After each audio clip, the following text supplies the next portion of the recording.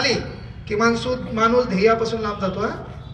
लहान वयात तुम्ही प्रसिद्ध झाले ना, माणूस आपल्या ध्येयापासून लांब जातो. नाहीतर ती तिच्या नशिबात आली, तू तिच्या नशिबात गेला, तिच्याकडे 30 रुपये आणि तुझ्याकडे 50 रुपये, 80 रुपये भिकाऱ्यावाने घेऊन कॉफी शॉपला बसायचं नाही. त्याच्यात मग तू विचारतो तुला काय हवं, तुझी भाषा हवं हे का नाही, तुला काय हवं, तुला पुन्हा गावाकडे तू हम हो म्हणायचा, शहरात आल्यावर भाषा बदलली, तुला काय हवं, ती डायलॉग घालती, मला सँडविच हवं बापा, कांद्याची भाकर. सँडविच म्हणजे काय, कांद्याची भाकर आणि मग 5 काटे असणारा चमचा.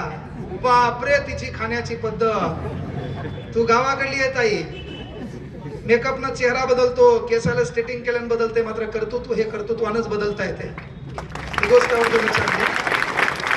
तो काट्याचा चमचा आहे, बढियापैकी असा टुपूक बारीकसा घास घेतली, अलादी खाती, तिच्याकडे पिंक कलरचा एवढूसा रुमाल आहे, त्यानं होट पुसती. आमचा उपासी मित्रमंडळाचा कार्यकर्ता टक लावून पाहतो.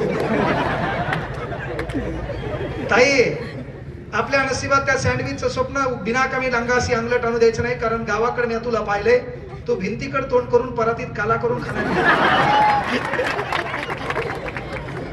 सँडविच बद्दल आपण डायलॉगच आणायचा नाही. त्याच्यानंतर ही त्याला विचारती, तुला काय हवं, हा भुसनाळ्या डायलॉग आणतो, मला कोल्ड कॉफी हवी.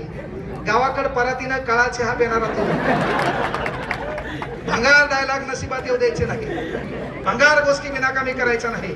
मी प्रत्येक ठिकाणी सांगत असतो की बाबा, भाषणानं महाराष्ट्र सुधरत नाही, भाषणानं